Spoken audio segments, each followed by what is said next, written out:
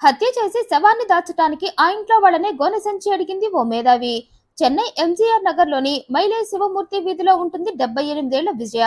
ఈమె ఓ రెస్టారెంట్ లో పనిచేస్తుంది. ఈమెకు లోకనాయకి అనే ఓ కూతురుంది. ఈమె హౌస్ కీపింగ్ పని చేస్తుంది. ఇక ఈ తల్లి కూతుళ్ళిద్దరూ ఒకే ఇంట్లో ఉంటున్నారు. వీరు అద్దెకుంటున్న ఇంట్లోనే చాలా పోర్షన్స్ ఉన్నాయి.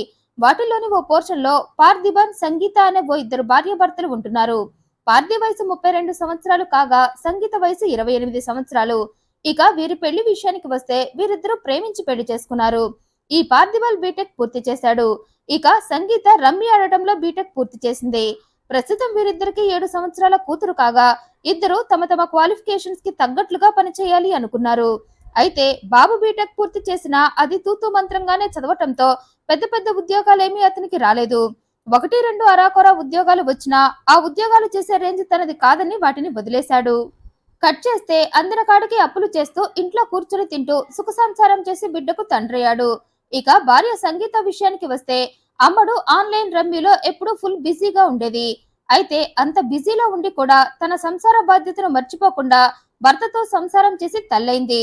అలా భార్యాభర్తలిద్దరూ ఎవరికి వారు తమ పనుల్లో ఫుల్ బిజీగా ఉండేవారు. అయితే అలా అప్పు తెచ్చిన డబ్బుతో అరాకొరా సంపాదనతో తిని కూర్చుంటే జీవితం సుఖంగా గడిచిపోదు కదా. అప్పిచ్చిన వాళ్ళంతా మా దగ్గర తీసుకున్న డబ్బులు ఎప్పుడు తిరిగిస్తావంటూ వెంటపడ్డారు. ఇక భార్య సంగీత అయితే భర్త సంపాదించిన అరాకొరా సంపాదన కూడా లాక్కొని ఆ డబ్బుతో రమ్మి ఆడేది. అయితే పాప నాలెడ్జ్ కి ఆ ఆటకి కావలసిన నాలెడ్జ్ సరిపోలేదు. అందుకే ఆడి ఆడి భారీగా డబ్బులు నష్టపోయింది. అయినా పడ్డ చోట వెతుక్కోవాలి అంటూ మళ్ళీ అదే ఆటలో తను పోగొట్టుకున్న డబ్బంతా తిరిగి పొందాలని తీర్మానించుకుంది. అయితే అందుకు కావలసిన డబ్బు ఆమె దగ్గర లేదు. పోనీ భర్త జేబుకి చిల్లు పెడదామా అంటే అప్పటికే భర్త ఫుల్ గా అప్పుల్లో కూరుకుపోయి ఉన్నాడు. పోనీ తనేమైనా పని చేసి సంపాదిద్దామా అనుకుంటే అబ్బే బొల్లొంగదు, ఈ కష్టపడటం తన ఒంటికి అస్సలు సూట్ అవ్వదు అనుకుంది. ఇక ఎలా ఏం చేయాలా, ఈ సంసారాన్ని ఆర్థిక సమస్యలను ఎలా నెట్టుకు రావాలా అని భార్యాభర్తలిద్దరూ ఆలోచన చేశారు. ఇక అప్పుడే దొంగతనాలు మోసాలకు పాల్పడి అక్రమంగా డబ్బు సంపాదించాలి అనుకున్నారు. అందుకు తగ్గట్లుగానే ఓ మహిళను టార్గెట్ చేశారు. ఆ మహిళ ఇంటి కోసం వెతుకుతుందని తెలిసి ఆమె దగ్గరికి వెళ్లి మాకు తెలిసిన ఓ ఇల్లు ఉంది, ఆ ఇల్లు నీకే అద్దెకు ఇప్పిస్తామంటూ ఆమెను నమ్మించి డబ్బులు అడిగారు. ఆ డబ్బు తీసుకుని మేం ఆ ఇంటి ఓనర్ కి ఇస్తామని చెప్పి ఆమె దగ్గర డబ్బులు లాగే ప్రయత్నం చేశారు. అయితే సదరు మహిళ తెలివిగా వ్యవహరించి ఆ ఇల్లు నాకు చూపించండి, నేనే ఓనర్ తో మాట్లాడుకుంటా అని గట్టిగా అనటంతో ఇద్దరు సైలెంట్ అయిపోయారు. అది చూసిన ఆ మహిళ మీ ఇద్దరు నాకు అబద్ధం చెప్పి నా అవసరాన్ని అడ్డం పెట్టుకుని నా దగ్గర డబ్బు కాజేయాలి అనుకున్నారని వెళ్లి ఈ భార్యాభర్తలిద్దరిపై పోలీస్ స్టేషన్ లో కేసు పెట్టింది. దీంతో పోలీసులు ఇద్దరిని స్టేషన్ కి పిలిపించారు. విచారణలో వీరిద్దరూ చేసింది తప్పే అని తేలి కొంతకాలం జైలు జీవితం గడిపి బయటకొచ్చారు. అయితే అలా బయటకు వచ్చినా ఇద్దరికి బుద్ధి రాలేదు. ఇక బుద్ధిగా పనిచేసుకుని బ్రతుకుదాం అనుకోలేదు. ఏకంగా తమ బిల్డింగ్ లో ఉన్న పోర్షన్స్ లోనే దొంగతనాలు చేయటం మొదలు పెట్టారు. వాళ్లతో మాట్లాడే వంకతో వాళ్ళ ఇంటికి వెళ్లి వాళ్లకు తెలియకుండా చిన్న చిన్న వస్తువులు ఎత్తేసి అమ్మి సొమ్ము చేసుకోవటం మొదలు పెట్టారు. అయితే ఇంట్లో వస్తువులు మిస్ అయిపోతున్నా ఆ పోర్షన్ లో ఉండే ఎవరు ఈ భార్యాభర్తలిద్దరిని అనుమానించకపోవటం గమనార్హం. అదే వాళ్ళ అదృష్టం. వాళ్లలో ఎవరికైనా అనుమానం వచ్చి ఉంటే ఇద్దరు మళ్ళీ జైలుకి వెళ్ళుండేవారు. అలా వెళ్లినా హత్య దాకా వచ్చుండేవారు కాదేమో. కానీ వాళ్ళెవరూ వీరిపై అనుమానం తెచ్చుకోకపోవటంతో ఈ భార్యాభర్తలిద్దరూ యథేచ్ఛగా తమ దోపిడీ ఆలోచనలకు పదును పెడుతున్నారు. ఇక అప్పుడే వీరి ఆలోచనలకు బలైపోయింది ఆ బిల్డింగ్ లో ఉండే 78 ఏళ్ల విజయ. ఈమె ఓ రెస్టారెంట్ లో పనిచేస్తూ అదే ఇంట్లో తన కూతురుతో కలిసి ఉంటుందని ఈ ఇద్దరికి తెలుసు. ఓసారి అవసరం ఉందని విజయ్ కూతురు లోకనాయకి దగ్గర ఇద్దరు కొంత డబ్బు కూడా అప్పు తీసుకున్నారు. కానీ ఆ అప్పు మాత్రం తీర్చలేదు. దీంతో ఆమె కూడా మిగిలిన అప్పుల వాళ్ళు వెంటపడ్డట్లు నా బాకీ ఎప్పుడు తీరుస్తావని వెంటపడింది.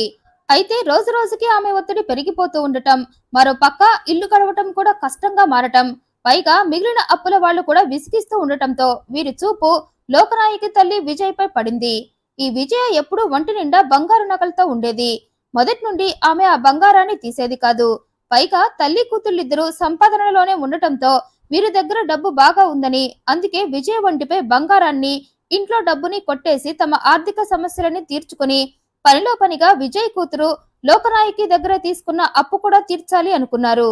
అంటే తల్లి దగ్గర డబ్బు కొట్టేసి ఆ డబ్బుతోనే కూతురి అప్పు తీర్చాలి అనుకున్నారిద్దరు. అందుకోసం 2024 జూలై 17న డ్యూటీకి వెళ్లి వచ్చిన విజయ్ దగ్గరకు ఇద్దరు వెళ్లారు. విజయ్ ఆ రోజు బ్యాగ్ లో 30,000 రూపాయలను పెట్టుకోవటం ఇద్దరు కళ్ళారా చూశారు. అందుకే ఆ రోజే ఆ డబ్బు కాజేయాలని ప్లాన్ చేసి జూలై 17న సాయంత్రం టైంలో ఆమె ఇంటికి వెళ్లారు. అప్పటికి కూతురు ఇంకా ఇంటికి తిరిగి రాలేదు. ఆమె రాలేదని తెలిసే ఇంట్లో ముసలమ్మ ఒక్కతే ఉంది, ఈజీగా డబ్బు బంగారం దోచేయొచ్చని వెళ్లారు. అలా వెళ్లిన వారు అప్పుడే తన బ్యాగ్ లో ఉన్న డబ్బుని లెక్క పెట్టుకుంటున్న విజయ దగ్గరకు వెళ్లారు. వాళ్ళని చూడగానే విజయ ఆ డబ్బుని తిరిగి తన బ్యాగ్ లో పెట్టుకుంది. అది చూసిన ఇద్దరు మర్యాదగా బ్యాగ్ ఇచ్చేయమంటూ ఆమె బ్యాగ్ లాక్కోబోయారు. కానీ విజయ్ మాత్రం నేనివ్వనని తన బ్యాగ్ ని లాక్కుంది. ఇక అది చూసిన ఈ భార్యాభర్తలిద్దరికి ఆవేశం వచ్చింది. నువ్వొక ముసలిదానివి, నువ్వెంత నీ బలమెంత, మా ముందు పిచ్చుకలాంటి దానివి నువ్వు అంటూ ఇద్దరు ఆమెను కిందకు తోసేసి భర్త ఆమె మెడ మీద కాలు పెట్టి ఆమె పీక నొక్కేశాడు. దీంతో విజయ ప్రాణాలు గాల్లో కలిసిపోయాయి. తర్వాత ఇద్దరు ఆమె వంటిపై ఉన్న బంగారం, బ్యాగ్ లో ఉన్న 30,000 రూపాయలు, ఇంట్లో బీరువాలో ఉన్న డబ్బంతా తీసుకొని విజయ్ శవాన్ని కూడా తమ పోర్షన్ లోకి తీసుకువెళ్లారు. ఇక తమ ఇంట్లో కూర్చొని విజయ శవాన్ని ఏం చేయాలని బాగా ఆలోచించి ఫైనల్ గా ఆమె శవాన్ని ముక్కలు ముక్కలు చేసి కాలువలో పడేయాలి అనుకున్నారు. ఇక వారు అనుకున్నట్లుగానే విజయ్ శవాన్ని ముక్కలు చేశారు కూడా. అయితే ఆ ముక్కలను పెట్టడానికి వారికి తమ ఇంట్లో పెద్ద సంచి దొరకలేదు. దీంతో సంగీత అప్పటికే ఇంటికి వచ్చి తల్లి కోసం వెతుక్కుంటున్న లోకనాయకి దగ్గరకు వెళ్ళింది. ఇంట్లో చెత్త బాగా ఉంది, అదంతా ఓ పెద్ద సంచిలో పడేయాలి, అందుకే ఓ గోనె సంచి ఇవ్వవా అని అడిగింది. సరే అంటూ లోకనాయకి ఓ పెద్ద గోనె సంచిని ఇచ్చింది. కానీ ఆ సంచిని తన తల్లి శవాన్ని పెట్టడం కోసమే సంగీత అడిగిందని ఆమె అస్సలు ఊహించలేదు. అలా లోకనాయకి ఇచ్చిన గోనె సంచిలోనే ఆమె తల్లి శవాన్ని పెట్టి ఆ మూటను తెల్లారి భార్యాభర్తలిద్దరూ బండిపై పెట్టుకుని సైదాపేట జోన్స్ రోడ్లోని వంతెన కింద ఉన్న అడియార్ కాలువలో పడేసి తిరిగి ఇంటికి వచ్చి అప్పటికే తన తల్లి కనపడక హడావిడి చేస్తున్న లోకనాయకి దగ్గరికి వెళ్లారు. మీ అమ్మకు ఏం కాదని ధైర్యం చెప్పారు. ఆమెతోనే ఉండి 2 రోజులు ఆమెతో కలిసి విజయ్ను వెతుకుతున్నట్లు నటిస్తూ జూలై 19న ఆమెను తీసుకుని పోలీస్ స్టేషన్ కి వెళ్లారు. అక్కడ లోకనాయకి జూలై 17న పనికని వెళ్లిన తన తల్లి మళ్లీ ఇంటికి తిరిగి రాలేదని, ఆమెను వెతికి నాకు అప్పగించండి కేసు పెట్టింది. ఇక ఈ భార్యాభర్తలిద్దరూ నటనలో జీవించేస్తూ పోలీసులు విజయ్ కోసం వెతుకుతుంటే వాళ్లతో పాటే ఉండి వెతుకుతున్నట్లు నటించారు. పైగా పోలీసులు విజయ్ మిస్ అయిందని ఆమె ఫోటోను ప్రింట్ చేయించి వాటిని గోడలపై అతికించాలనుకున్నప్పుడు ఈ భార్యాభర్తలిద్దరే దగ్గరుండి వాటిని గోడలకి అంటించడంలో హెల్ప్ చేశారు. అలా పోలీసులు విజయ్ను వెతకటానికి చేస్తున్న ప్రతి ప్రయత్నాలలో ఈ భార్యాభర్తలిద్దరూ ఇన్వాల్వ్ అయ్యి పోలీసులు అడక్కపోయినా వారి ప్రతి చర్యలో వేలుపెట్టారు. పైగా తల్లి కూతుళ్ళిద్దరికి ఎప్పుడు పడదని, ఎప్పుడు గొడవలు పడతారని, ఆ గొడవలతో విజయ్కు కోపం వచ్చి ఆమె కావాలనే ఇల్లొదిలి వెళ్లిపోయి ఉంటుందని పోలీసులను తప్పుదోవ పట్టించే ప్రయత్నం చాలా గట్టిగానే చేశారు ఇద్దరు. అయితే పోలీసులకు ఆ మాటలు పెద్దగా నమ్మాలి అనిపించలేదు. పైగా ఇద్దరిపై డౌట్ మొదలైంది. ఇక అప్పటికే పోలీసులు ఆ మిస్ అయిపోయిన ప్రాంతంలో ఆమె ఇంటికి దగ్గరలో ఉన్న అన్ని సీసీటీవీ ఫుటేజ్లను పరిశీలిస్తున్నారు. అయితే పోలీసులతోనే ఎప్పుడూ ఉంటూ వారి ప్రతి కదలికను గమనిస్తున్న ఇద్దరికి వారు సీసీటీవీ ఫుటేజ్లను చెక్ చేస్తున్నట్లు తెలిసి ఇద్దరికి డౌట్ వచ్చింది.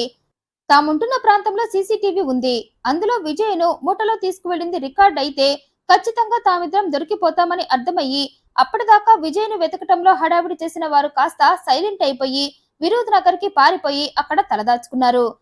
ఈలోగా పోలీసులు జూలై 18న ఉదయం ఈ భార్యాభర్తలిద్దరూ కలిసి బండిపై మూటను తీసుకువెళ్లటం సీసీటీవీ ఫుటేజ్ లో గమనించారు.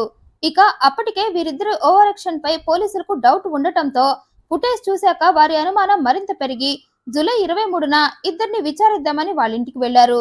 అయితే అప్పటికే ఇంటికి తాళం పెట్టి ఉండటంతో పోలీసులు ఖచ్చితంగా వీళ్ళిద్దరికి విజయ్ మిస్సింగ్ కి సంబంధం ఉందని తేల్చి ఇద్దరిని పట్టుకోవాలని ఆ ప్రయత్నాలలో భాగంగా పార్థిబన్ సెల్ ఫోన్ లొకేషన్ ఆధారంగా అతను వినోద్ నగర్ లో ఉన్నాడని తెలిసి అక్కడికి వెళ్లి భార్యాభర్తలిద్దరిని పట్టుకున్నారు. ఇక విచారణలో నిజాలన్నీ బయట పెట్టారు ఇద్దరు తమ అప్పుల దగ్గర నుండి ఆన్లైన్ రమ్మీ ఆట వరకు తాము ఆర్థికంగా నష్టపోయి అప్పుల పాలనేంత వరకు పోలీసులకు మొత్తం చెప్పారు. ఆర్థిక సమస్యల నుండి బయటపడాలనే విజయ్ దగ్గర ఉన్న బంగారం, డబ్బు పైన ఆశపడి ఆమెను చంపేసి వాటిని తీసుకున్నామని చెప్పారిద్దరు. ఆమె శవాన్ని నరికి మూట కట్టి కాలువలో పడేశామని చెప్పడంతో ప్రస్తుతం పోలీసులు విజయ్ శవం కోసం వెతుకుతున్నారు. ఈ వీడియోపై మీ అభిప్రాయాన్ని కమెంట్ రూపంలో తెలియజేయండి. మరింత ఇంట్రెస్టింగ్ అండ్ జెన్యూన్ ఇన్ఫర్మేషన్ కోసం ఈ వీడియోని లైక్ చేయండి, షేర్ చేయండి, మా ఛానల్ ని సబ్స్క్రైబ్ చేయండి. Thank you for watching.